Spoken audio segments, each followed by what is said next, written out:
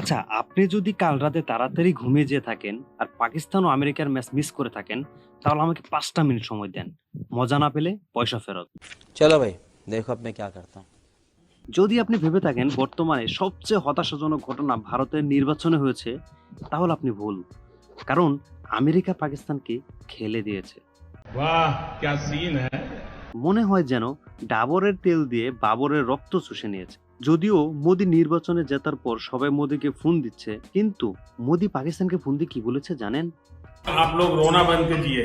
এমন অপমান তো বিয়ের পাত্রকে দাওয়াত দিয়ে বিয়ে না পড়িয়ে খাবার খাইয়ে বিদায় দিলেও হয় না, যতটা হয়েছে পাকিস্তানের। দেখেন, এটা তো হওয়ারই কথা ছিল। আমেরিকা থেকে লোন নিবেন কিন্তু ফেরত দিবেন না, আমেরিকা তো কোনো না কোনো ভাবে তা উসুল করবেই, তাই না?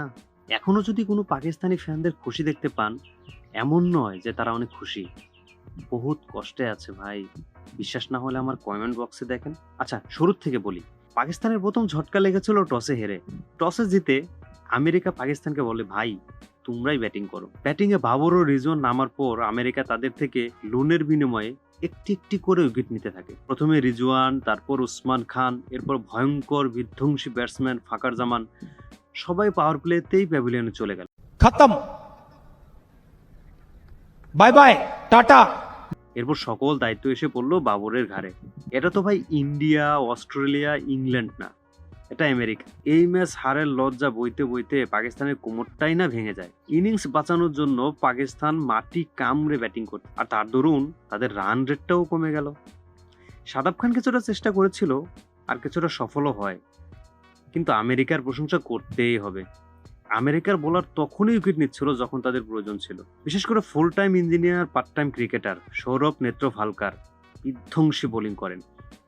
বাবর আজম ও শাদাব খান ছাড়া বাকি সবাই অস্ত্র জমা দিয়ে প্যাভিলিয়নে গিয়ে ঘুমিয়ে পড়ে। কিন্তু ১৬০ রানের টার্গেট ঠিকই দিয়েছেন, যেখানে ম্যাচটি প্রতিযোগিতাপূর্ণ হয়ে ওঠে। টি-টোয়েন্টিতে ১৬০ রানের টার্গেট খুব বেশি না হলেও একটা কথা মাথায় রাখতে হবে, হাতি মরলেও লাখ টাকা। পাকিস্তানের বোলিং অ্যাটাক যে কোনো সময় প্রতিপক্ষের ব্যাটসম্যানদের ধোলাশাই করে দিতে পারে। পাওয়ার প্লেতে নাসিম শাহ আমেরিকার ওপেনারকে আউট করে দেন, কিন্তু ক্যাপ্টেন মোনাঙ্ক প্যাটেল পিচের মধ্যে খোঁটা গেড়ে বসে থাকেন। তিনি করে বসেন হাফ সেঞ্চুরি, আর এখানেই পাকিস্তানকে অর্ধেক পানিতে ডুবিয়ে দেয়। কিন্তু মোহাম্মদ আমির ও হারিস দুইটি উইকেট নিয়ে কিছুটা আশা তুলে দেন। ড্রাইভিং সিটে তখনও আমেরিকাই বসেছিল, কিন্তু শেষ ২ ওভারে তাদের মাত্র ২২ রান প্রয়োজন ছিল। শেষ ওভারে আমেরিকা ১৪ রান নিয়ে ম্যাচটা টাই করে ফেলে। ম্যাচটি চলে যায় সুপার ওভারে। মজায় ভরপুর ছিল সুপার ওভারটি। সুপার ওভারে পাকিস্তানের হয়ে বল করতে আসেন মোহাম্মদ আমির। প্রথম বলে ৪ মেরে দেয় অ্যারন জোন্স। মজার বিষয় হলো, আমেরিকার হয়ে সুপার ওভারে এই একটি মাত্রই বাউন্ডারি হয়েছিল। বাকি কাজ করে দিয়েছেন মোহাম্মদ আমির নিজেই। ৩-৩টে ওয়াইড দিয়েছেন।